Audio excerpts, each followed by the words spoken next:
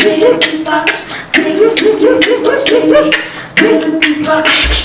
two, three, let's go.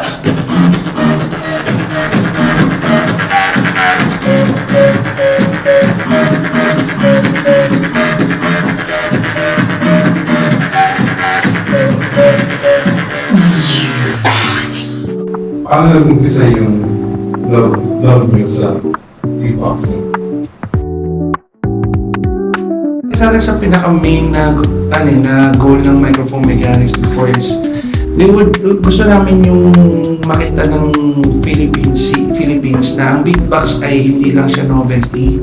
Try to penetrate sa music industry sa beatbox namin, but parang hindi siniseryoso. Naka-priceless moments, yung mga makikita yung mga tao na hindi nila expected na ganun pala yung kaya i-deliver ng beatboxing. Hindi nga kami nakakatanggap ng palakpak eh. Ang nakikita namin lagi,